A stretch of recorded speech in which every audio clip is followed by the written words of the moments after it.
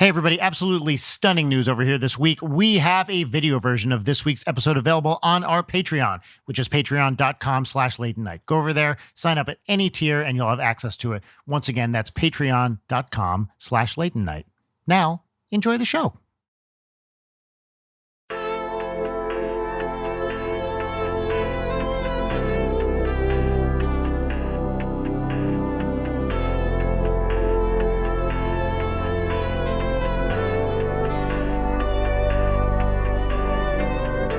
Meg, talk to me about this mechanical keyboard situation over here. So I have two PCs. I have one in front of me, my gaming PC. This is my streaming PC.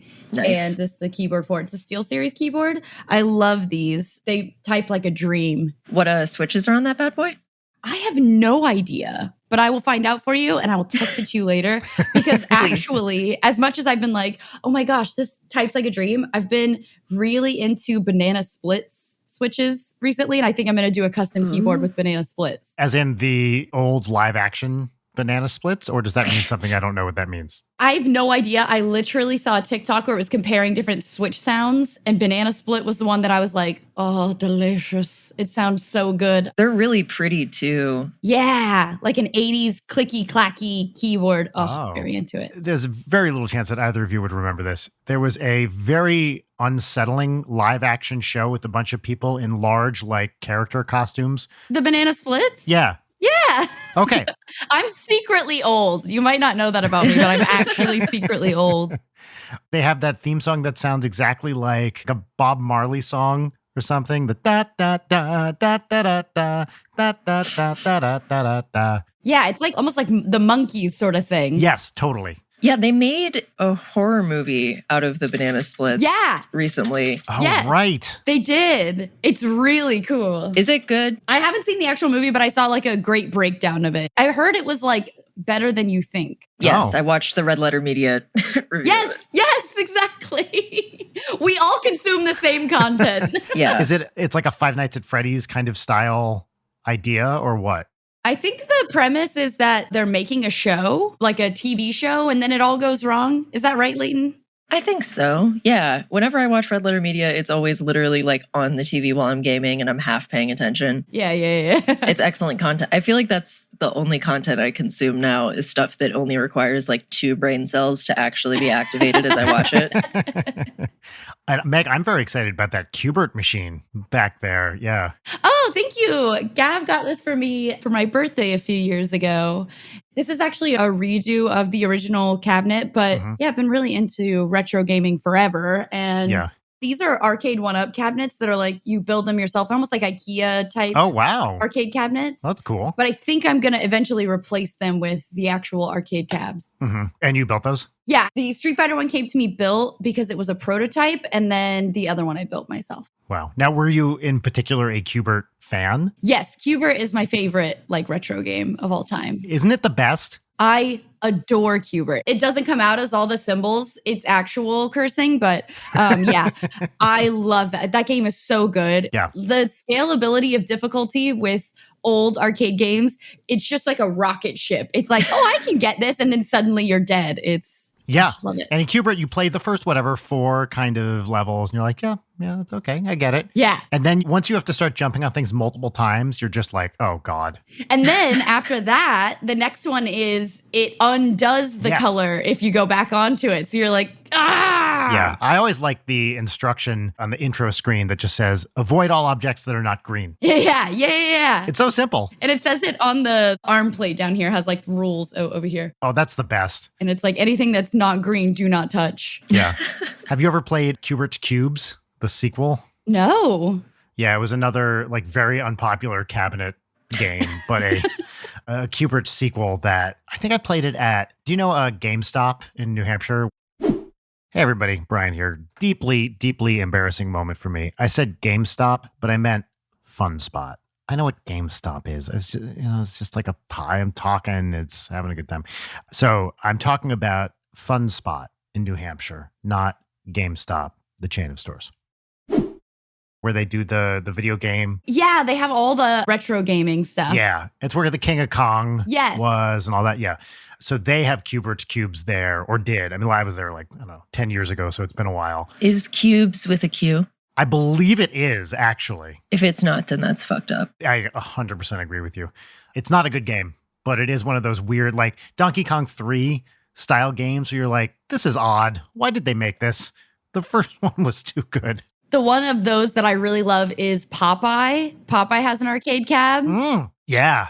And 3 levels that just keep repeating over and over again. They get progressively harder. A co-host of mine, Steve Zaragoza, back in the day, bought an arcade cab to make it a Fix-It Felix machine. Oh, wow. From Wreck-It Ralph. Well, that's fun. Yeah, it was really fun. And the actual game he bought was Popeye. And then he ripped it all out and made it like an actual MAME machine. But we played that Popeye machine for so long. It's so hard. That game is like impossible. Oh, it's so fun though. What's the core gameplay loop on that? Your Popeye, Olive Oil throws out hearts that you have to collect. And you have to avoid Bruto, who's trying to like pummel you to death. Yeah.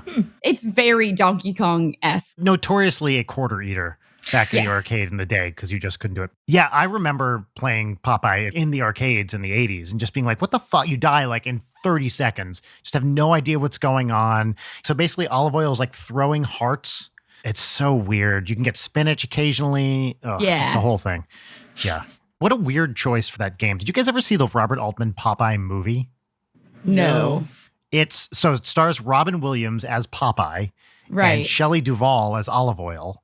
And probably a bunch of other people too. You know what? Actually, really, really good casting on Olive Oil, though. Oh, yeah. And it's Robert Altman. What a weird choice to direct the Popeye movie. Apparently they built it. I think it's in Malta, maybe? I can't remember where. And you can still go see the set. It's like a whole sea town.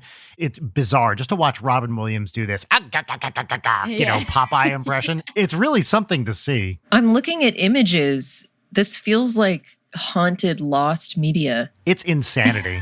Like you can only watch this on an old degraded VHS tape and you will then be cursed. Wow.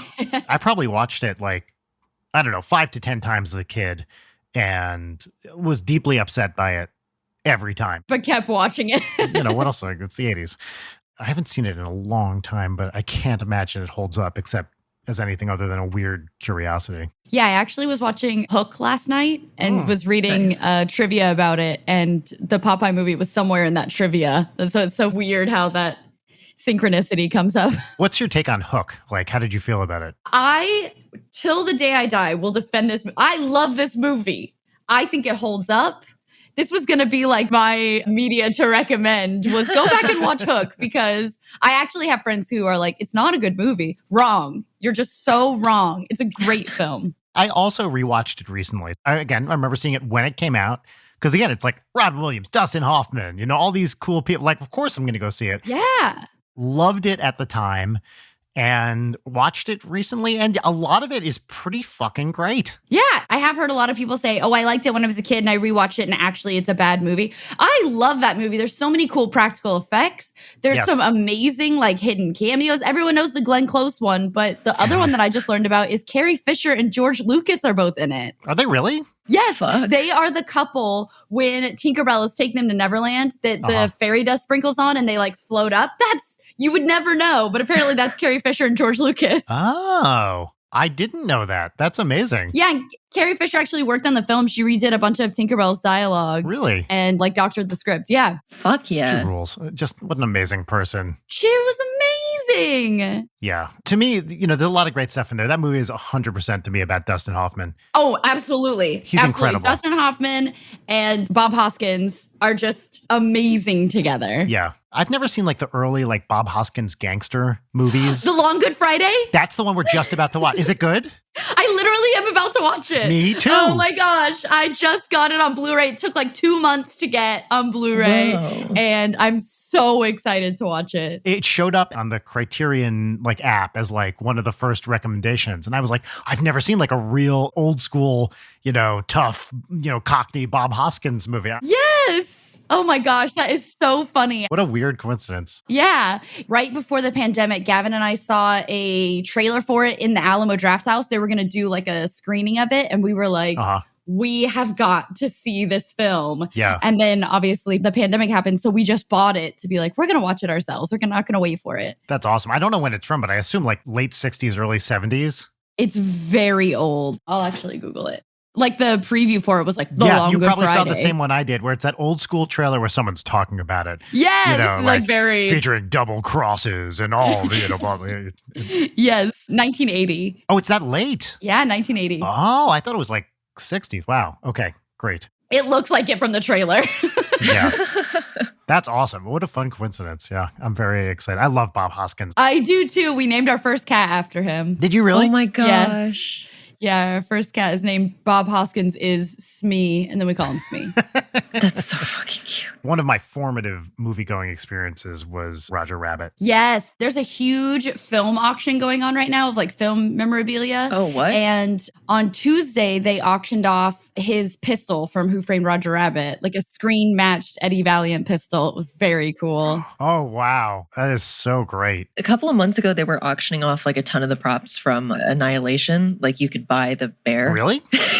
Yeah. You could get the bear? You could get the fucked up bear. Is that the Natalie Portman movie? Yeah. Yeah, I didn't see it. It's pretty good. My Bob Hoskins tidbit is yesterday I spent a considerable portion of the day going through the Wikipedia page for a list of all film and TV accidents. I love stuff like that. It's the best. I have a lot of tales, but one of them, there's just like a bullet for Super Mario Brothers 1993. Bob Hoskins was stabbed 4 times, electrocuted, and was nearly drowned. Really? Jesus. Yeah. I'll have to ask my dad because he, as we've discussed, worked on that movie. That's crazy. Very comical to me. It's just the slug of Super Mario Brothers, and then here's how he almost died. Well, and also it feels like someone was like, oh yeah, the guy was in Roger Rabbit. That's Mario. Yeah, sure. Yeah, why Great. not? Yeah. Some other stuff that was surprising to me from that list, there are a lot of like really crazy, gnarly ones. One of them was Sam Fuller, like big director, A Matter of Life and Death, blah, blah, blah. Mm-hmm. He made this like drug running movie with Burt Reynolds. There was a scene where somebody was diving and supposed to be bitten by a shark, but they didn't sedate the shark enough. They used a real shark. That's exactly what I was about to say. And so the shark ate the stuntman and they got it on video. Like killed the stuntman. Yes. Oh so my the studio God. was like, well, this is the whole movie now. And so they put it on like all the posters, all the marketing. They changed the name of the movie to Shark. And like all of the slug lines were like, it'll tear you apart. And Samuel Fuller obviously was so disgusted that he was like, I want nothing to do with this. Take my name off of this shit. Oh my God. And they wouldn't do it. Was this like 80s, 70s? 60s-ish, I think. And then my other one that's really interesting is on Harry Potter Deathly Hallows. Daniel Radcliffe's stunt double got injured and ended up becoming quadriplegic from the injuries. Really? Oh God. Yes. But now he and Daniel Radcliffe do a podcast together about like stunts and stunt safety called Cutting Stunts. Oh my God. Wow, that's really cool. I mean, not the first part, obviously, but Yeah. I can't believe that wasn't ever like a big story, yeah. Totally. The one I think of immediately is Back to the Future, where that stunt woman, she would drop like 3 stories or something insane and broke her back doing a stunt. Oh wow. I didn't know about this. There's a video about it where she talks about it, where she said the first time when they were explaining the stunt to her, she was like, this stunt is not safe. This does not feel safe. I don't feel safe doing this. And they basically were like, this is why we don't hire women. Like everyone else is going to do the stunt. Uh-huh. So she felt pressured to do the stunt, and lo and behold, it went wrong. And she ended up breaking her back, I think, if memory serves, her neck or something. Oh God. Very similar thing with Uma Thurman on Kill Bill, because when Yes. Tarantino pressured into doing that crash, which she released footage of, which is pretty wild. Yeah, super gnarly. So fucked up. It's funny that you mentioned the stuntman being eaten by a shark, because I was just talking to someone the other day about, as a stunt person, I'm not a stunt person, but if I were a stunt person, I would think if I get hurt doing a stunt, it better make the movie. I'll be mad if it Right, doesn't yeah. make the movie. Yeah. But being eaten and then it being in the movie. And then it being the whole marketing point of come see a guy get eaten by a shark. Gross. Yeah. There's a Thai movie on one of those lists where it was a guy who was like really big Thai action star. And in the final scene of the movie, he's supposed to grab like the bottom rung of a helicopter and it flies away. And he did the stunt himself and they fucked it up. And the final shot is him like riding away on the ladder as the helicopter flies away. And in the theatrical version, they kept him falling to his death. And since it's been released, it's been cut out and he just flies into the sunset. Yeah. Oh my God. That's, you know what? I would never do that shit myself. Like, yeah, I'm not brave. You hear these things like Tom Cruise, who's what, almost 60 now or something. He's like, oh, I got to do all my own stunts. It just seems like a way to murder yourself. Or other people. Yeah. You're putting everyone at risk if you don't know what you're doing, which I assume maybe in Tom Cruise's case he does, but you couldn't talk me into that stuff. Like, that's literally why stunt people exist. It's their whole job to know how to do that stuff safely. And then it's still incredibly risky. Yeah. It's just a bummer that it takes all of the really, really, really big accidents. Like there was the filming of, it was like 30s Noah's Ark movie where they had like a huge concrete pit that they had hundreds of extras in and they were dumping water in. And basically they were like, the extras are just going to have to deal with it. And 3 people died. But like when you watch the footage, it's insane that more people didn't die because there was like a bull in there, a horse in there as water is just like pouring in and they're all scrabbling out. What extra is like, I'm going to do it. I'm going to get in there. Yeah. So that caused like a lot of like new laws to be made along with like the, Twilight Zone Vic Morrow accident. I was just going to say that I think the most famous one that everyone thinks of is the Twilight Zone. For sure. But that enacted like more laws to make things safer. And then also semi-recently and kind of close to home for me is, did you guys ever see the Slates for Sarah thing that popped up on a lot of like shows and movies? Is that the one where she was on the train tracks? Yeah. Yeah, that's really fucked. What is it? I don't know this. It was like an Allman Brothers movie in Georgia, and they were shooting on these train tracks illegally that the director had not gotten permits to shoot on. And they were like, no, it's totally fine. There are no trains coming. And it's like a truss and a hospital bed on the tracks with like this tiny little bridge that was like a historic site. And then the train started coming and they were like, all right, everybody go. There's footage of the moments leading up to the accident and nobody's in enough of a hurry. The only way to get out of like the truss thing was to go towards the train. And so they're trying to like move the prop bed. And there's someone in the bed. No, there's not. They were shooting a dream sequence or something, but several people were injured, but one woman, Sarah Jones, was killed by the train, and it was really horrible. She was an audio, like, crew member, right, I think? Something like that. She was crew. But yeah, and so the lawsuits over that were insane, and rightfully so, because then the director turned it around and tried to blame the railway. It's like, well, we literally have it in writing that you guys asked to shoot here and we said no. So that one's kind of on you. Yeah. But thankfully, it became like a really big movement where there was a lot of awareness raised for it. And she had a slate at the In Memoriam at the Oscars and like a ton of shows and TVs, So hooray, things are safer, but it always requires fucked up, horrible things to happen to make them safer. Yeah. But the thing that's crazy is you say like things are safer, but then did you see, it must have been like a year ago at this point, that was it Michael Bay, that like shot of them doing a stunt where a car flips, but it gets so close to all the crew. I'm pretty sure it was Michael Bay. And Michael Bay was like, this is how you do stunts. Ugh. But it's like the car comes within like inches of the crew. And it's like, we have the technology. There's no need to put anyone at risk anymore for entertainment on top of that. Like, I hate that shit.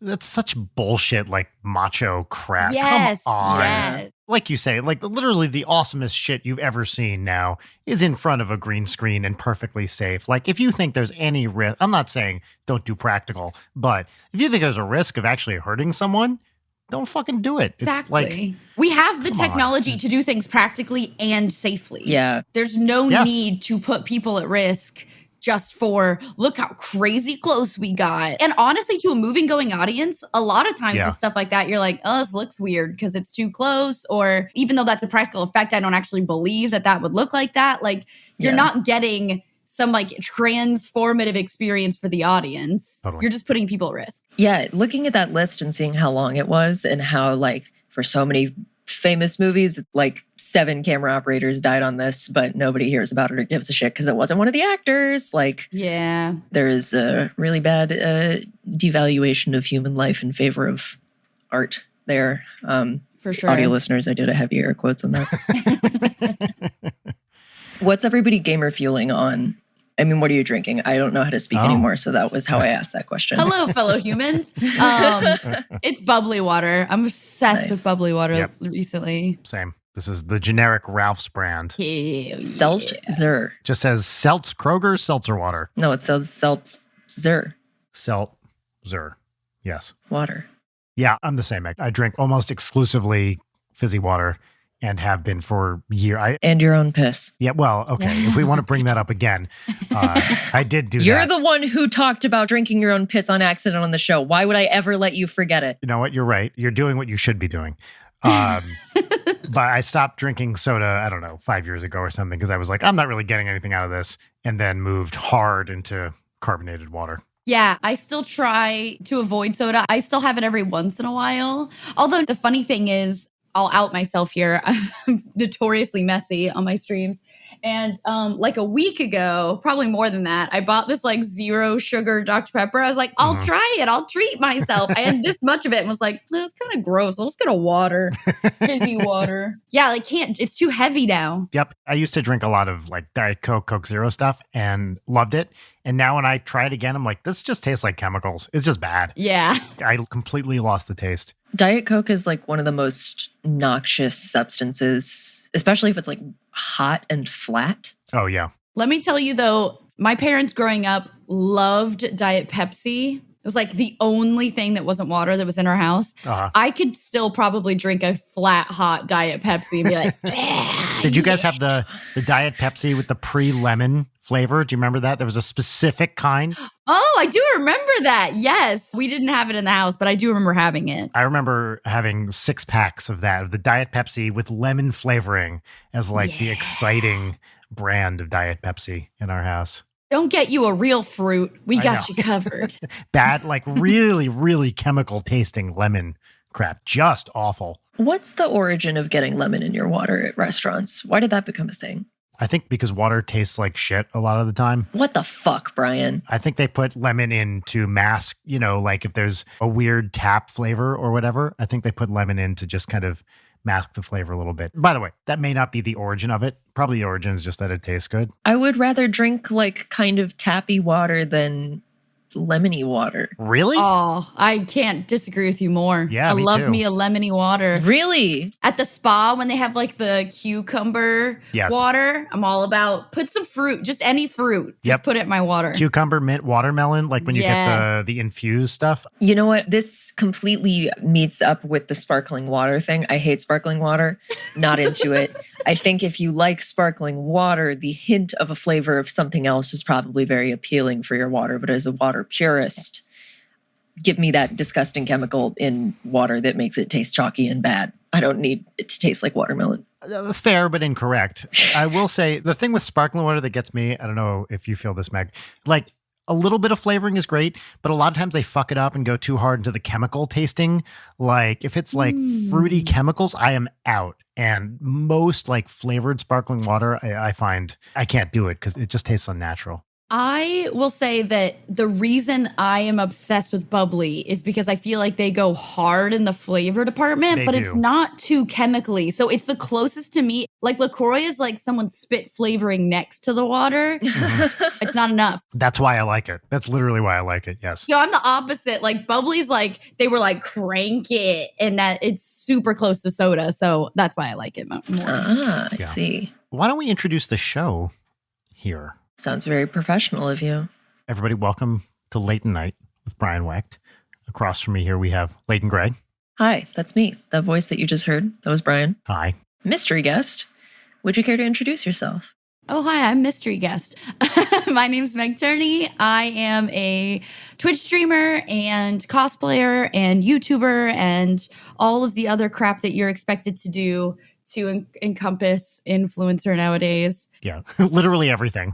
Everything. Cool, great. Well, thank you for being here. It's exciting to have you. You're in Austin, right? Yes, I'm in Austin. I actually wasn't in Austin. I went to Portland during the historic heat wave. Oh, just now? Yes, I literally got back the day before yesterday. Was it brutal? So it was 1:15 while I was there, which for Texas, I've been in 1:15 before. I was in marching band in 1:15. I distinctly remember. So I've done that, but Portland as a city was not prepared, right, and is not prepared for weather of that variety. So a lot of places didn't have air conditioning. Yeah. I went to a mall and the mall was very hot. So like here in Texas in the summertime, if you go indoors anywhere, it's too much. Yes. They do it too much. Yep. It's frigid. Not in Portland. A hot mall just sounds so wrong. Sounds awful. It felt wrong. I just needed something very quick and it motivated me to get in and get out because it was horrible. I was hanging out with one of my friends from high school and she was like, oh, let's grab dinner. We'll get something ordered in. We'll play a board game. So many places were closed. There was no way to order anything. Just because they couldn't handle the heat. It was too hot. Yeah. They were like, we're closing. It's too hot. We can't handle it. It felt very much like the opposite of, obviously here in Texas, very famously in February, there was a huge freeze where everything shut down. Yeah. I've experienced both extremes now. Did you lose power in that too? Yes, we didn't have power for like 4 days, I think. Fuck. So yeah, it was rough going. That's just wild. What was that like? To be honest, we actually were better off than, you know, I know a lot of people really struggled. Our gas stayed on, so we were able to like light our fireplace. And so we basically just stayed huddled around that, played a lot of board games. Yeah. And that's pretty much it. So you grew up in Texas? Yes. I was born in Houston, but raised in Austin. I mean, I got here when I was a little kid. So I basically say I'm born and raised in Austin. Yeah. What a fun and interesting place, right? Austin, you obviously know a lot more about it than I do, but every time I've been there, it just seems fantastic. Yeah, Austin is a nutty place, honestly, to be from because it is busting at the seams, really. It cannot support all of the people that are here. And actually, I lived in LA for like 5 years, and I lived in LA as all of the people started coming to Austin. And I was like, it's a little town. It has an airport that has like 20 gates. Like, why is everyone going there? And now I'm like, get out. Yeah. Go away. Now it's a cliche, right, for Californians to move to Austin. And yeah, I felt like an imposter when I moved back from LA. I had California plates and I was like, but I'm from here. Don't look at me. Yeah. I have such affection for like very small airports, like the Bob Hope Airport here and also the Portland Airport. Oh, I know it well. Yeah, I love weird little airports where you can just walk up. There's one person in front of you in line. You just go through security. You're right there. Yeah, I'll say for Portland, I was pleasantly surprised. Portland is like a tiny airport for being such a major city. And it took me like 2 minutes to get through security. There was nobody behind me. Yeah, the little like central atrium, like splintering. It's like the perfect size. Nobody's ever there. Yeah, it felt very, very, very empty. Have you spent a lot of time up there in Portland? I actually haven't. This was only my second time there. I did a convention there once. I've been to Seattle a fair many times. I like to run. I did my first half marathon just outside of Seattle in Snoqualmie. Congratulations. Thank you. It's absolutely beautiful up there. So I hadn't really been to Portland. I've been more to like the Seattle area. Well, here's the question. Did you go to Powell's? What is Powell's? Oh, Powell's. That was also going to be my first question. Okay. Powell's is, as far as I'm concerned, the best bookstore in the world. Oh, is it the like city block one? That's like a full city block? That's the one. I was told by my friend who lives there about it. She was like, you have to go to Powell's. And I just did not have the time. I'd heard about it for, I don't know, for fucking years. And then the first time I went, wasn't that long ago. It was probably 5 or 6 years ago. And it could not have lived up to the hype more. Oh, it was wow. like, it was one of those things where I was expecting it to be incredible. And it was. It was just the best. I heard that they have like early editions of books. Yeah. On the top, they have like a rare book room. I mean, I don't know how they're doing it now, but only a few people at a time can go in. Yeah. Things are behind glass, and if you really want something, you have to ask for it. Yeah. I actually was in Portland. The reason I didn't have time is because I got a half sleeve tattoo. Oh, That's wow. beautiful. That's new. Yeah, the whole thing is new. My arm was blank previously. It's a bug? It's Ellie's tattoo from The Last of Us Part 2. It's like a moth and the fern leaves. Oh, awesome. Oh, cool. Who's the artist? Kirsten Holiday at Wonderland Tattoo. And Kirsten and I, oddly enough, like I said before, were best friends in high school here in Austin. And she moved to Portland and became this amazing tattooer. And I was very honored to get into her books to be able to get tattooed. So yeah, it was fun. That seems like a very labor-intensive tattoo. It was hours. And the best part is I have like a tattoo on my ribs. And she was like, oh, you've done a rib piece. Arms, no problem. Arm is a problem. Arm was not comfortable at all. I mean, no tattoo is comfortable, but I had a friend who got a tattoo on her arm at the same time. She tweeted like, oh, my tattooer ran out of numbing cream, so I'm going to have to do the last little bit without it. And I was like, numbing cream? Yeah, what? I didn't get no numbing cream. People use numbing cream? Yeah, apparently that is the new hotness, to use numbing cream. Wow. But the whole point is that you're going to be in pain for a few hours for the sake of art. I was talking to somebody about it. I said, I bet there are tattooers who are like, absolutely not. That is not Right. the essence of tattooing. The gun has like a little timer on it. I think I sat for 3 hours of actual needle on skin time. Wow. And we were chatting the whole time. It wasn't, ever too painful where I couldn't talk. But I certainly, when she was like, we're almost done, was like, yes, please. It's the wipe is the worst part for me, at least. I felt like, honestly, the wipe didn't get me. The shading. Oh, She was like, oh, shading's easy. Shading will go fast. Shading is scrapey. And it hurts. Yeah. Shading, you mean just adding the different levels of darkness to the different parts? Yeah, so she did all the line work first. So everything that's like a dark, complete black, solid black, or all of the lines. Mhm. Then she took this little 3-prong needle. It's very difficult to see, but I have like a bunch of gradient pieces where it's just shaded in a little bit. And that is very scrapey. Mhm. And it is not at all the comfort I was promised. And what is the wipe? I don't know what you mean by the wipe. Well, they do it several times throughout where they'll wipe away all of the excess ink. Mhm. So they just wipe straight down the fresh tattoo. Gotcha. Yeah, with like a paper towel. And, because you've just spent several hours getting a wound put on you. Right. Yes. It's just like, let's scrape the entire thing down. It seems like that healed pretty quick, Meg. Oh, it has a bandage on it. You can maybe see right here where the bandage is starting to come up a little bit. Yeah, it's still covered. I get to take it off tomorrow, but this little bit where my hand bends has been coming up and I've been like, touch, stop touching. touch, stop touching. Yeah. The clear bandages are so fucking cool. When I got my first tattoo, I think my lady didn't have any, but when I got this one, it was just like, oh, I can show everybody immediately. Yeah, this tattoo, and I think this tattoo, I didn't have a clear bandage. I think they call it like second skin or something. Yeah. Fancy. And it like holds all of the goodness in. All the juices. Yeah, all the juices. Thankfully, mine wasn't too juicy. I think I had saran wrap, like literally just kitchen saran wrap on my other tattoos. It seems so stressful to me. Well, A, to get a tattoo, especially a big one like both of you have, but to be a tattoo artist, because the margin for error is so small. It's none. Right? Yeah. Like, I feel like I would just be the whole time like, oh God, oh God, oh God, oh God, oh God, I'm going to fuck up this person's skin. Oh God. I could not handle the pressure. It seems like one of the most pressure intensive jobs you could have. This is why we need to have my friend Allison on for a mini or something, because she does like stick and poke, like hand tattoos without a gun. And like, she's fucking incredible. I don't know how she does it. Yeah. How do you do that? Even just to get to the point where you can draw something and have it turn out okay, even on paper or whatever. I'm just like, what the fuck? Yeah, you're like a few steps away. Yeah. So that by itself is something I can't even come close to doing. But then to do it on an uneven round surface, which also happens to be someone's body. Oh, yeah. And anticipate, are they going to jump? Are they going to like move? Yes. And it's still on you if they do. I made a joke in the middle of the tattoo. There was a fly. And she was like, oh, this damn fly. And she went back to tattooing and she was like, I just don't want him to get in the ink.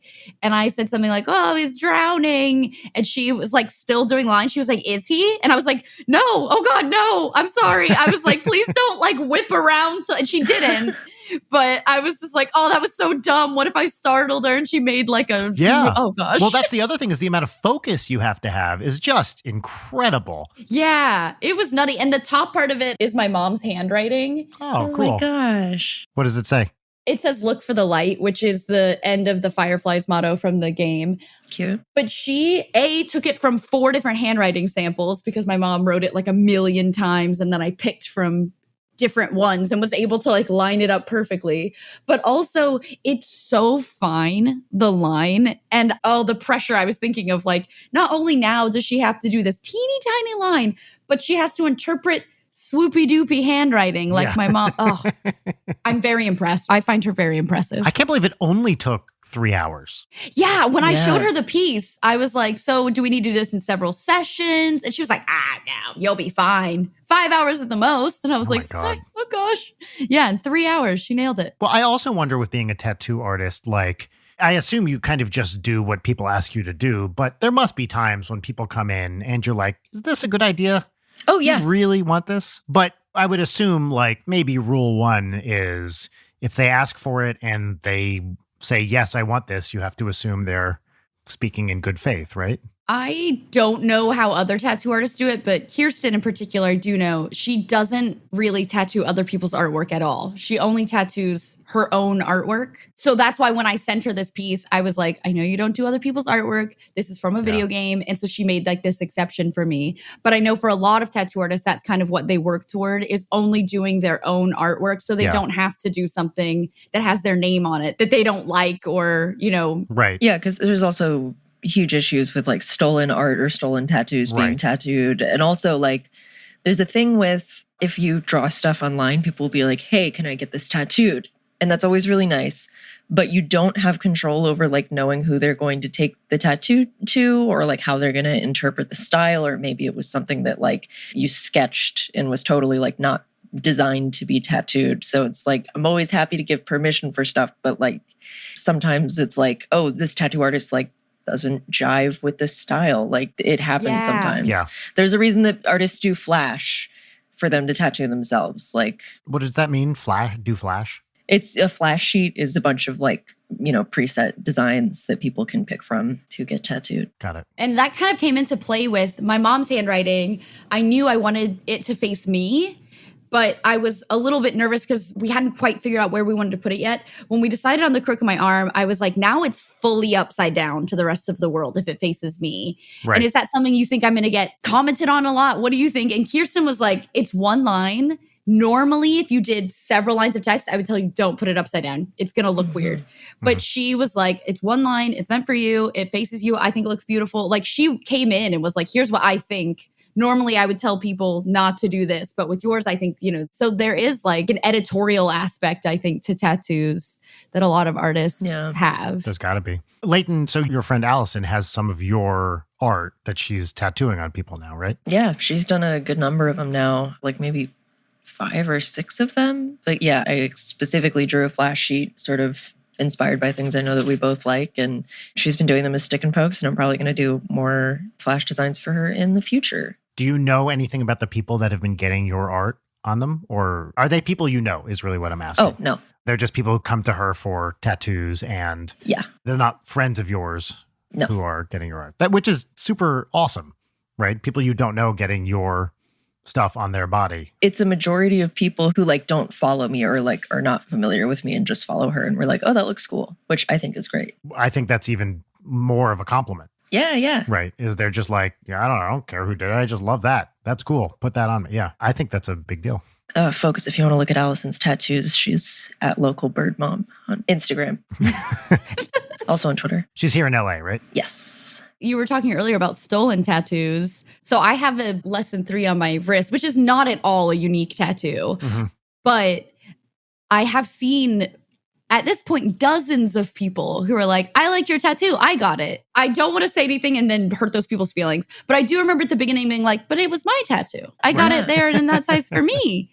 But I think now I see more of the side of like, that's really sweet. It spoke to you. I'm glad that this could affect you in a way that you feel connected to it. That's for you. That's your journey. But yeah, I do know that there are artists who, if you show them a tattoo and are like, I want this, they'll be like, no, that's that person's tattoo. I'm not going to do that. Yeah. Meg, has anyone ever had like your image tattooed on them or anything you've done? You know what I mean? My signature is tattooed on a few people, which I feel like people never tell me they're going to get it tattooed. So I'm like, I wish I had done a better signature. Same thing with me. My signature is tattooed on a couple people. And one time the person was like, okay, so I'm going to turn this into a tattoo. So, blah, blah, blah. Do good. So do good. And at least then you can be like, okay, well, that wasn't my best work. That's like a weird one because you're standing on a body and, sometimes people move or you get a weird angle. But yeah, sometimes you see it and you're like, I totally agree. I wish I had known. Yeah, I never feel like, oh, that one's ugly, but I'm like, oh, I wish I had given you a few to choose from at least. But it's an incredible compliment. Just that, It like, is. you and the things you do and what you represent means enough to someone that they're like, I want this to be a part of myself forever. Yeah. And that's what I was saying with the heart too. I feel like that is where I've arrived, but I would be completely lying if I didn't say at first, I was like, well, son of a bitch, that was mine, you know?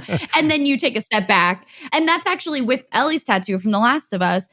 There are probably 1,000 people who have this exact tattoo in this exact location. And I knew that going in. And I do understand a lot of people would be like, oh, but everyone has that tattoo. But for me, it's like, well, this is what it means to me. And this is why it's important to me. And I think that applies to people getting my heart as well. It clearly means something to them. And, you know, I'm glad they could connect to that. Yeah. For their body forever. Well, any piece of art that's out there in the world, that's accessible to anybody to mean whatever it means to them. Right. So just because a lot of people have seen a thing or heard a thing or have a thing, it doesn't make it less special for you to have it. You know what I mean? Right. Yeah, totally. Yeah, art's experiential, baby.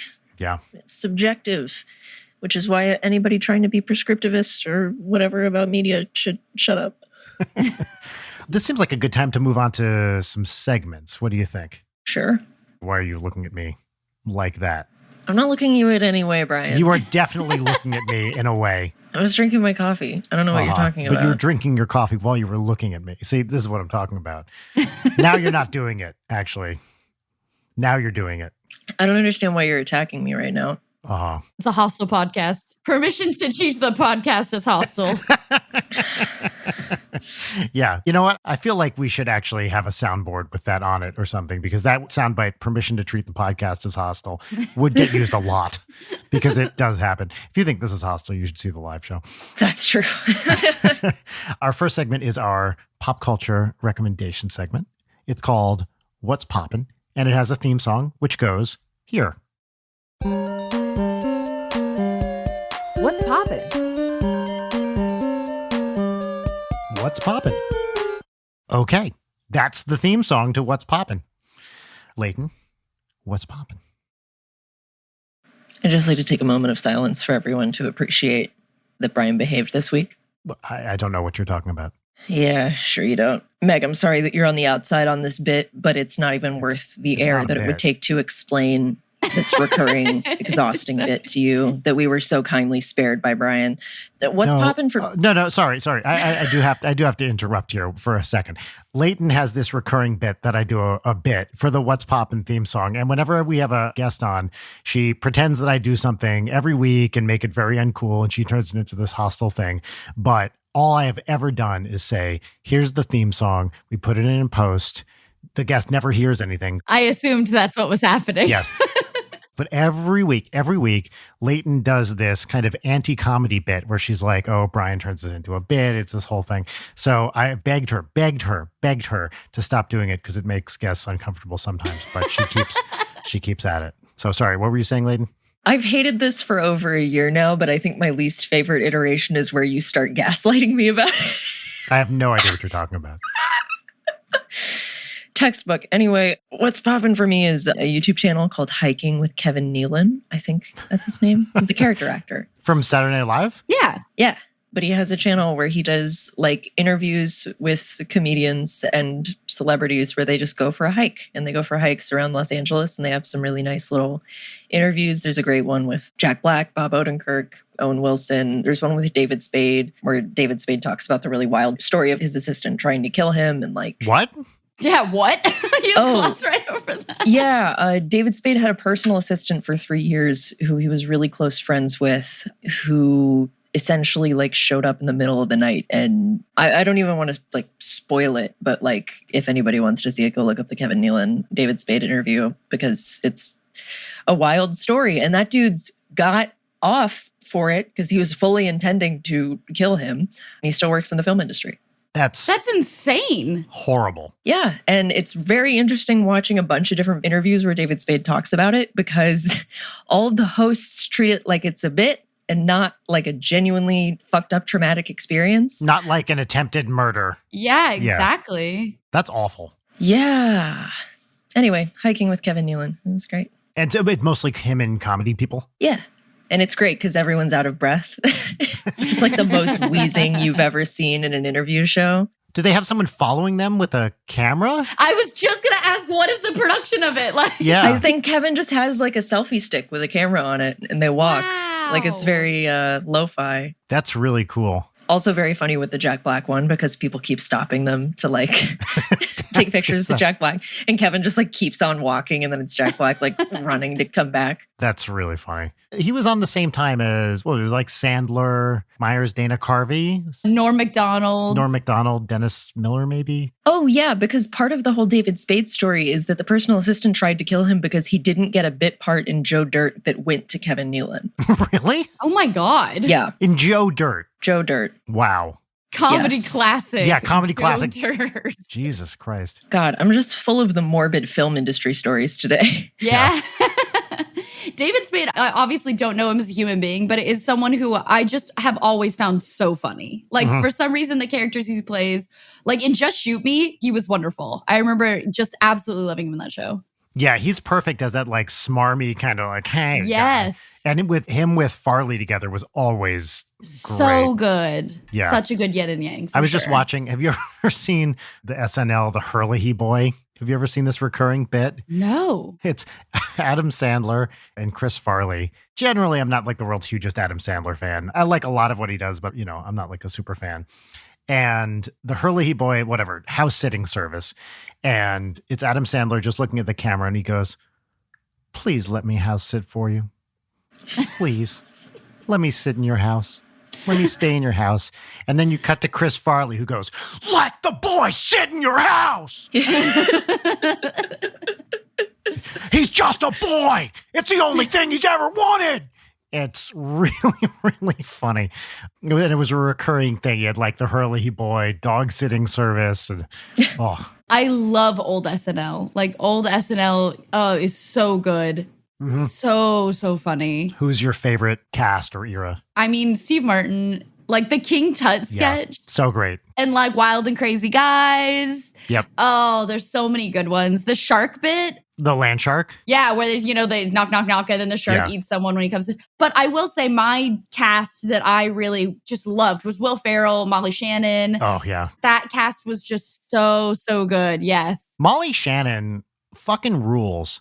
And I feel like people don't talk about her as much as they should because she is just a comedic genius. She's very funny. What has she been up to since? She shows up in movies occasionally. Yeah, I feel like she shows up randomly. Yeah, but I always thought she was just so funny for everything she did. One of those people just turns everything into an amazing comedic bit just by opening her mouth. And I feel like she didn't break very often. Sherry O'Terry, another like really great actress. I did literally just this morning watch it's not a good sketch. It's kind of like a textbook. And I feel like this was the point of how not to write a sketch. Like just bunch of random shit happens. I think that was the point of it. Like it's so bad. That's what makes it funny. It's Will Ferrell as a doctor. He starts the sketch and he's on the phone. He's like, who? No, this is Mark. I think you have the wrong person. Oh, is it the one where he's like in his office? Yes. And they come in? Yes, I do remember this sketch. With Tim Meadows as Dr. Stephen Poop. Yeah, it's very random, but it's more about the cast's reactions to what happens. That's right. But what I was going to say is it's the only time I can really remember Molly Shannon like losing her mind, breaking in this sketch. At some point they cut to her and she is just visibly cracking up because Will Ferrell is so funny. Not that we're going to turn this into like an SNL podcast, but I loved Please. Mango was an amazing running sketch. Always great. I don't even remember what the shirt was, but I feel like it was like the origin of Mugatu, where they would fold the shirts and they would be like very hoity-toity. Oh, yeah. And yeah. Will Ferrell, I remember at one point had like a teeny tiny cell phone that he like just unfolded with his fingertips. Yeah. I just remember thinking that was the funniest thing I'd ever seen. Right. There's a lot of really great stuff on it right now. This current season has some really incredible people on it. I love Bowen Yang. I think that guy is so funny. I haven't watched SNL in years at this point, but I do try and catch like the things online that they upload. Yeah, there's some really funny performers on there right now. Bowen, I've been a big fan of his podcast with Matt Rogers, Las Culturistas, for a long time. Really, really great. Oh, it's that guy. Okay. It's that guy, yeah. He's amazing. Ego Wodum is incredible. Like, just think they have a lot of really talented people on right now. Kate McKinnon, of course, is like incredible. Everyone always loves to shit on the current Saturday Night Live, no matter when it is. But I think right now there's a lot of good stuff. Okay. Meg, what's poppin'? Okay, so since we already talked about Hook, what's poppin' for me is the Dollop podcast. I don't know if you guys have ever heard about this podcast. It's with two comedians, one of the writers for Marin, Dave Anthony, and a stand-up comedian, Gareth Reynolds, who is so talented. And basically they tell stories from American history, and it's a lot of stuff that you probably have never heard before, or things that you are like, oh, I know this. And then you hear the story and you're like, I did not know the story. And Dave Anthony basically plays the straight man, and Gareth Reynolds riffs and improvs off of the story. But it is hilarious. I always listen to it and highly recommend. What's the name of it again? It's called The Dollop. Oh, like DOLLOP? Yeah. The Dollop. I think they're in episode like 400 or something. So you can go way, way, way back and enjoy all of the content. It's very much evergreen. It's not like dated in any way. So yeah, it's very cool. Do you have like specific episodes you'd recommend for people to get into? Yeah, I think the most famous or infamous in the podcast history is The Rube. I think it's episode like 12. It's about this guy who was called The Rube, and he was one of baseball's like earliest phenoms, but he would get distracted. If there was a fire engine, for instance, that went by during a baseball game, he would just leave the game to chase it. So it's incredible. And he was a pitcher, I believe. And this is like early days baseball. Yes. Like at the invention of baseball, this man would just leave to chase fire engines if they went by in the middle That of sounds games. like a better game. He was like several steps ahead of everything. Like that's the future of baseball. Yeah. There's also a really good one about 10-cent beer night. Oh, yes. Yes. The infamous 1970s 10-cent beer night and what went wrong. Where was that? Which stadium? Cincinnati or? Yeah, it was somewhere in the Midwest. That's all I remember. I can't remember where. I want to say it was Cincinnati. My daughter, when she was 3, and we took her to soccer, which was not really soccer so much as a thing that happened in a park where soccer balls were present. It's a vehicle for children to scream and drink Capri Sun. So yeah, it's just for them to run around and tire themselves out, isn't it? That's right. But what she would do, the fire truck reminded me, is that at least once during every class, she would just shoot off in a random direction and just start running in a straight line. And it happened every single class without fail. If you weren't watching, suddenly you'd look up and be like, where's Aunt? Oh, and she's over there, just running straight ahead. She's practicing her running. Someone would have to run after her and be like, Audrey, honey, come on. Oh, yeah, okay. Turn around, back to class. Keep doing little soccer drills. It was in Cleveland, by the way. I Googled it. Cleveland. Okay, cool. Brian? Yes? What's poppin'? What's poppin' for me is I had been until this past week missing one Paul Thomas Anderson film that I'd never seen, which was Hard Eight. Oh. And I finally watched it. It's his first feature. It's basically a character piece starring Philip Baker Hall. You've seen this character actor in everything. He's an older guy now, but he shows up all over the place all the time. If you look up a picture of Philip Baker Hall, you'll be like, oh, that guy. Oh, yeah, that guy. Oh, he's fucking old now. Damn. He's like close to 90 now. You know what? Good for him. He's breathing. And he's still working, I think. Ah, yes. Right? A true that guy. True that guy. And this is one of the very few, like, him in a leading role movies. And it stars him and John C. Reilly. Oh, okay. Yeah. And also Samuel Jackson has a smaller but crucial part, as does Gwyneth Paltrow, who I'm not the biggest fan of for non-acting reasons, but whatever. I think you could also have acting reasons for her. Sure. She's fine in this film. She doesn't have a lot to do, but it's basically a character study of these two guys, Philip Baker Hall, who's an older, like, veteran gambler dude, and John C. Reilly, and just the story of kind of their relationship. And not a lot happens. It's pretty much all set in Reno. So there's a lot of like casino stuff going on. You know, it is not as audacious as like Magnolia or Boogie Nights or these other Paul Thomas Anderson film where it's just like, how did he do that? Oh my God. You know, it's not quite as breathtaking. It's a lot smaller, but I really, really enjoyed it. And for a film where kind of very little happens, you just get to watch these performances unfold over whatever, you know, an hour and 40 minutes. I really, really enjoyed it. And I'm honestly surprised I hadn't seen it before, but it's on Criterion now and it's great. So now that you've seen all the Paul Thomas Anderson movies, which is your favorite? Oh, well, I think there's a clear winner here, which is Punch Drunk Love, which is a movie that I just love for, actually just talking about Adam Sandler.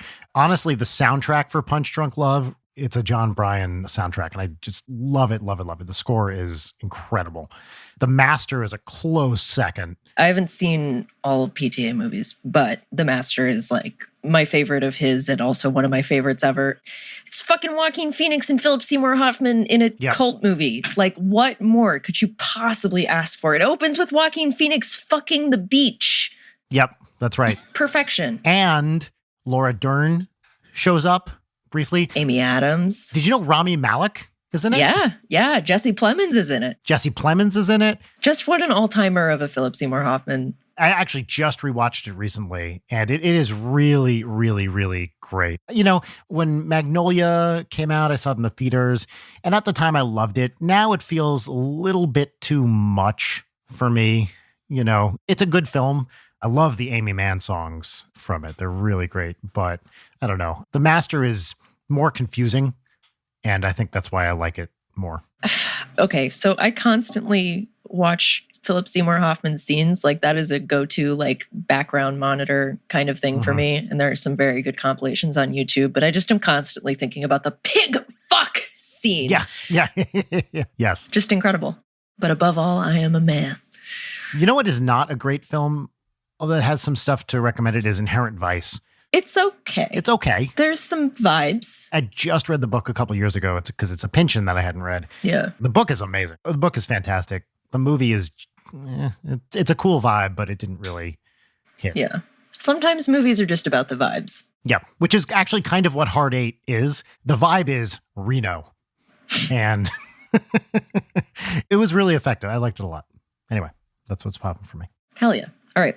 Let's move into our final segment, which is 3-part gratitude exercise and 1-part airing of petty grievances. So this is Peaches and Lemons, and here is where the theme song goes. Peaches and lemons. Peaches and lemons. All right. So we will all start with a lemon, which is a thing that is a minor inconvenience that we want to bitch about. Someone else please go first, because I'm trying to identify a lemon that isn't a bummer. Okay. Yeah, you go first, Ryan. Yeah, it's a very minor thing.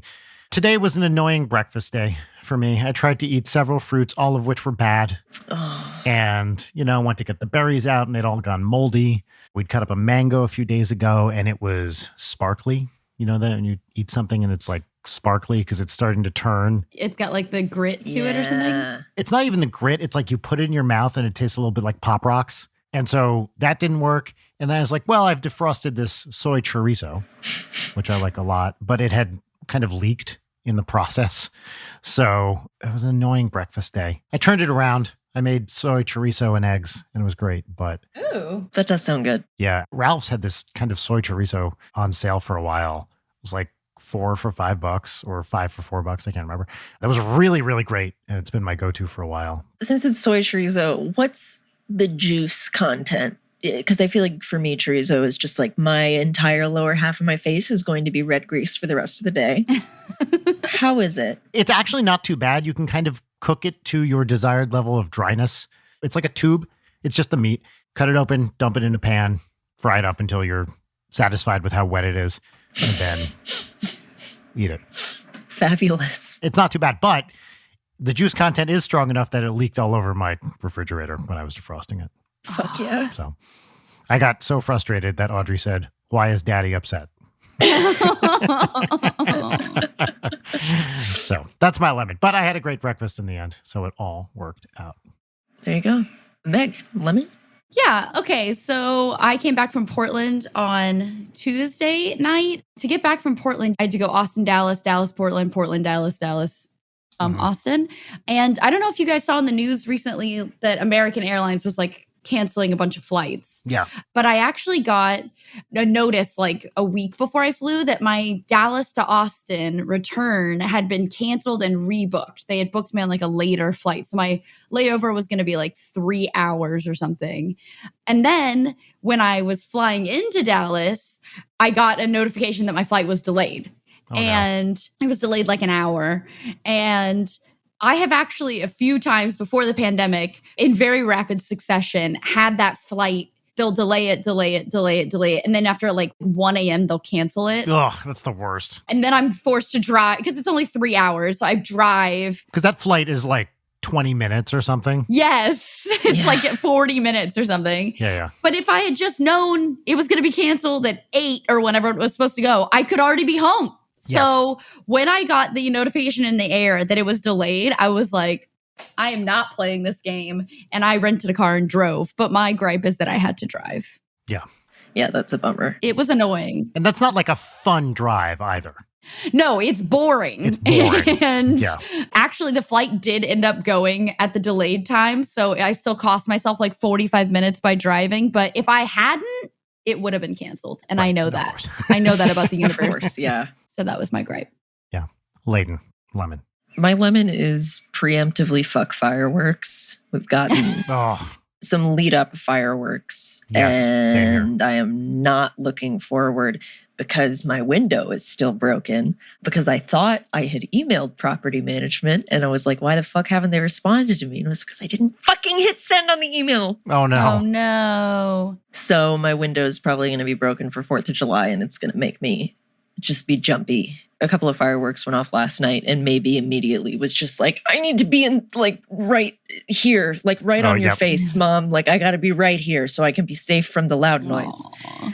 Yeah, fireworks are bad. What if we didn't do them? What if we just skipped out? Yeah, what if we didn't? Wasn't there just like a news story where the LAPD like detonated the fireworks in like a residential neighborhood and like imploded a truck? Our billions at work. People got injured and stuff, right?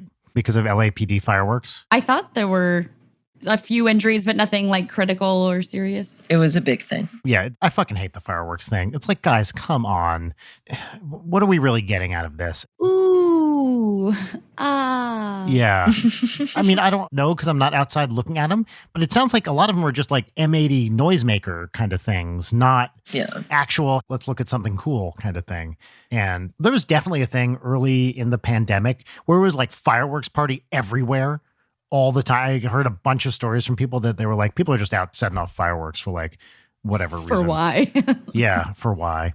Well, and especially here, which is fire prone, it's like, you know, if you're not careful about that shit, as I assume most people aren't, you can do some real damage. Also, firework injuries are really bad. Yes. Oh, yeah. Those are bad. Yeah. And you don't want to be that person that's like, whoops, I burned down Oregon. Yeah, totally. Those people exist. There are people who have done that. Like, don't do that. 100%. Yeah, I think about the gender reveal party baby. Yeah. Like, the dumbest. that baby's going to have to like grow up with that hanging above him. Like, oh, fuck, my gender burned down a state. Yes. Well, there are several gender reveal babies where someone died at their gender reveal. I know. So that's fucked too. Like, best case scenario, you start a huge fire. Like, worst case scenario, you kill someone. Yeah. Whatever. The whole gender reveal thing. Yay, sex organs. Oh my God. Like, why do we care? Who fucking cares? It's just the most self-involved bullshit. I hate it so much. Yeah, it's a very embarrassing and regressive, stupid thing that I hate to see. Also, just like as a PTSD haver, fireworks, no thank you. And there are a lot of PTSD havers in this country for a variety of reasons. And it's just like, hey, do you want to be miserable and on edge and super anxious like for the next week? Yeah. That's where you're going to be. Also, I hate 4th of July celebrations. Like, I don't want to be outside getting ash and firework debris sprinkled on me while I can sit uncomfortably in the heat. No, thank you. Drinking a warm beer. A lot of people love them, but they are not my cup of tea. I agree. All right, Peaches. Is that a Dead by Daylight adrenaline pillow behind you? Yeah, it is. Girl, I don't know if you know this. I'm obsessed with this game. Oh, wonderful, because me too. Happy Cake Week. Heck yeah. It's time to celebrate. I'm actually a fog whisperer for the game. Really? Oh, fuck, you got the charm? Yeah. That's exciting. Who's your main? Meg is my main because it's me. Are you more of survivor or killer? Yeah, I play both, but Meg is my survivor main. And then my killer main right now is Pyramid Head, but it used to be Trapper. Trapper's like my OG main. I have so much respect for Trapper mains. Like you're on a whole nother level of like 4D chess, Dead by Daylight. Yeah, you got to think about where are people going to run. Yeah. There's this prop master that's making me all of the weapons from the game. So I just got the Huntress. Literally today I unboxed her axe and her throwing hatchets. And it's so awesome. cool. Is this just to have them or for a cosplay thing? No, so I'll probably cosplay the Huntress now that I have them, but it was just to have them. So there's stuff that I don't intend to cosplay. I'm making a Plague cosplay right now, so. Oh, fuck, that's going to be cool. How are you doing the headpiece? There's a girl in Russia who makes the headpiece and the little... Sensor? Yeah, it's called the sensor, exactly. Yeah. So I just made the dress. It's almost done, and yeah, we'll do it. I can't wait to see that. With the tattoo for a cosplay, does that create more of a hassle for you? You just cover it up? So Dermablend is like a very easily available makeup that'll cover it completely. Some people do cover their tattoos. I tend not to in cosplay, but I've never had anything huge. So now that I have something really, really big, if it's distracting, I'll cover it. Also, that would completely work for her though. Yeah. Like, especially, are you going to do like the burn like makeup on you? So we're going to do 2 shoots because there's an artist that did a version of her before the plague. And she's like really pretty. And so I'm going to do that. And then I'm going to shoot it with like the full special effects. So probably, yeah, if I made the burned side this side, it would totally like play into that. Yeah. Gosh, that's so cool. Her design is like one of my favorites for the killers in the game. Yeah, I absolutely loathe playing against her because her mechanics are disgusting. Miserable. Also, everyone's like, guys, let's heal. Let's cleanse and let's heal. Yeah, let's give her more ammo. Right, if you don't know, she throws up on people. That is her mechanic. I did not know that. Yeah, it's gross. It's projectile vomit. Once you get the vomit on you, you cough and you start vomiting. Yeah. And then if you cleanse, it gives her vomit that kills you. Yeah, it gives her like lava vomit.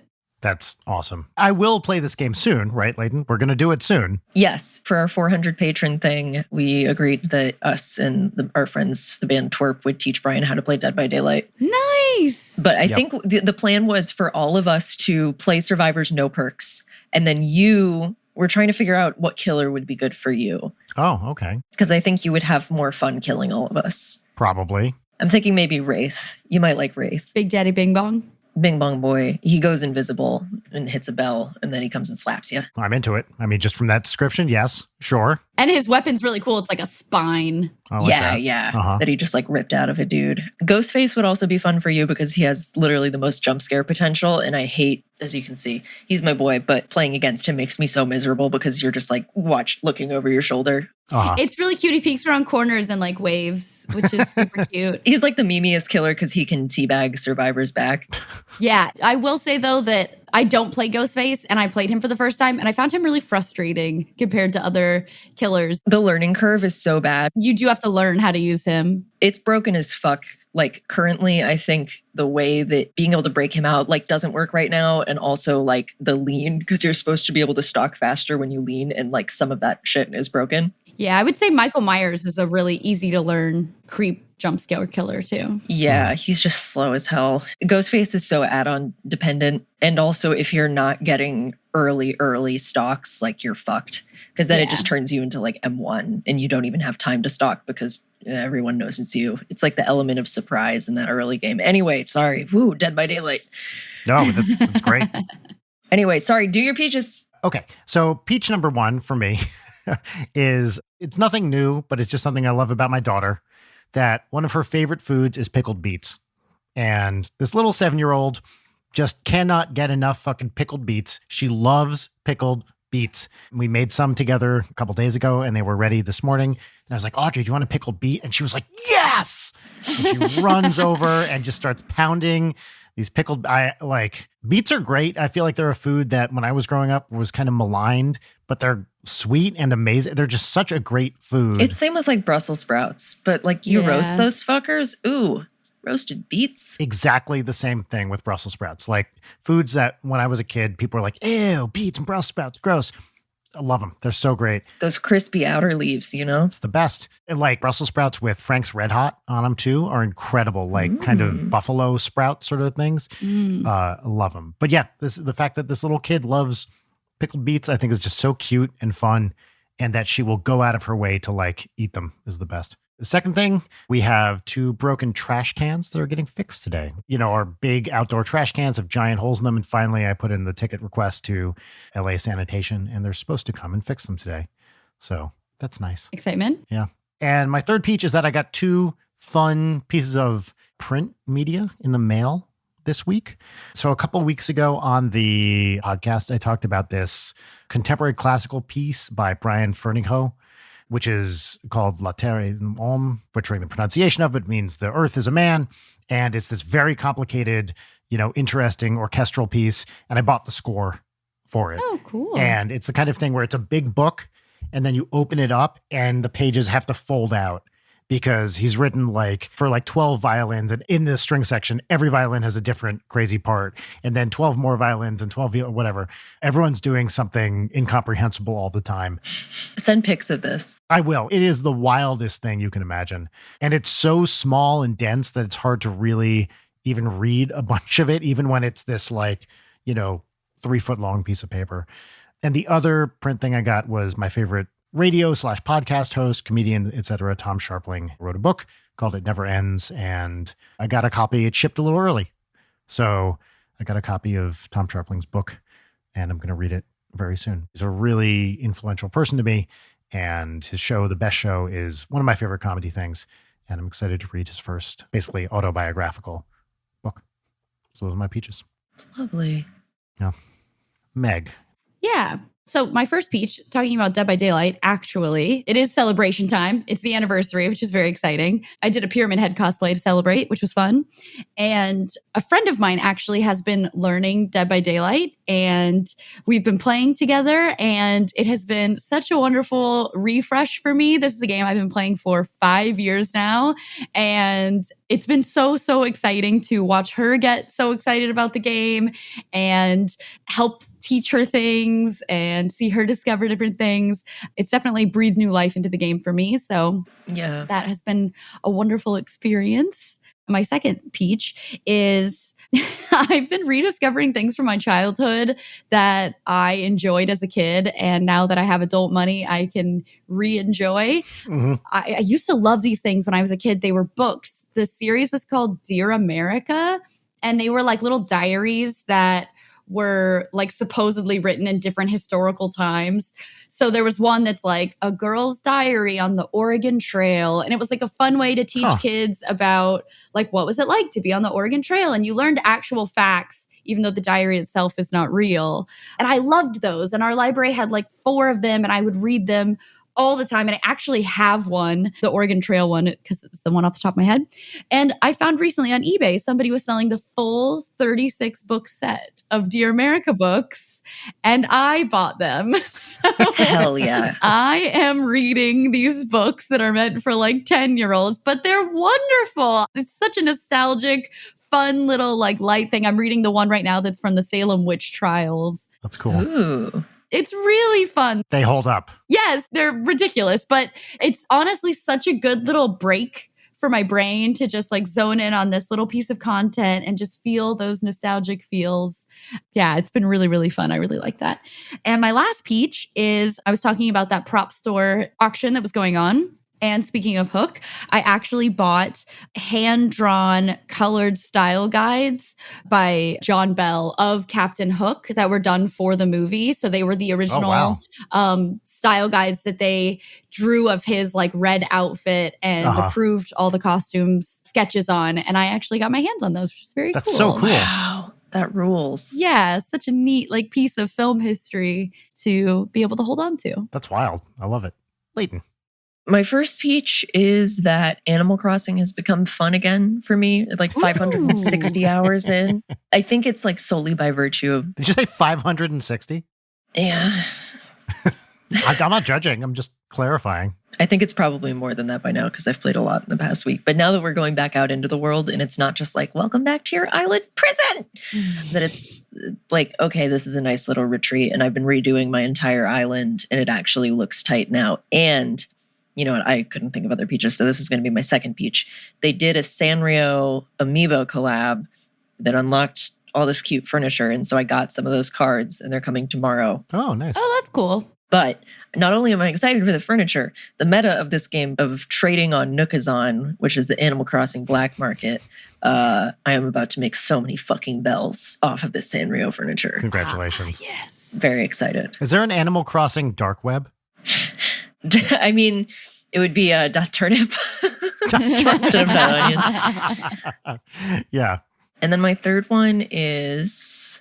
I've been really enjoying peanut M&Ms lately. I've been eating a lot of peanut M&Ms. That's a solid peach. Hey. Yeah. They're great.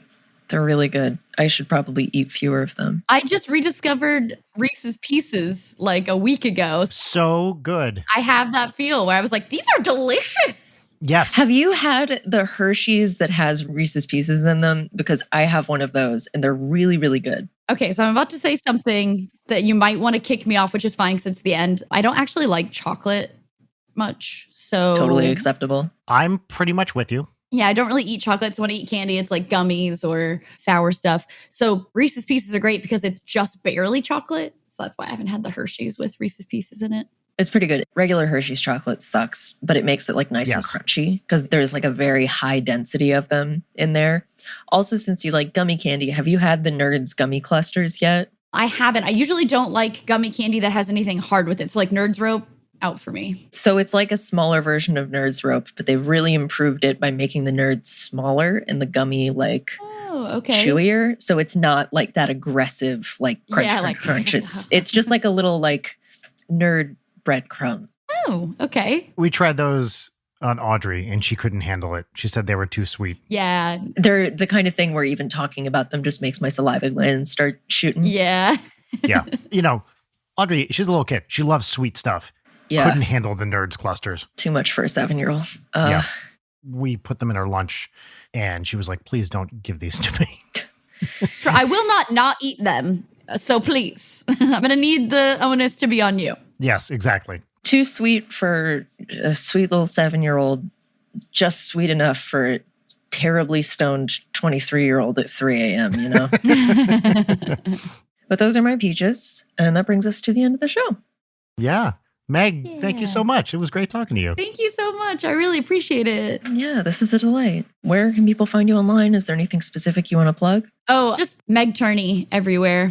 That's me. You'll find me. Great. All right, everyone listening at home. Hope you're all doing well. I'm really trying to work this new catchphrase into things because our current catchphrase sucks shit. I hate having to say it every time because it's fucking humiliating. Are you changing it? No, I'm not changing it. I'm just adding another one in the hopes that it'll eventually subsume the terrible one that we made shirts out of. Oh, and it'll dilute the old one. I see. Sure, but I hope everyone's vibing, thriving, and surviving. And as always, stay safe and come hard. That's the end of the podcast. Goodbye. Bye.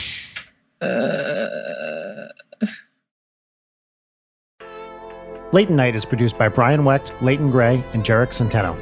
Follow us on Twitter at Leighton Night, on Instagram at Leighton_Night, or email us at leightonnight@gmail.com.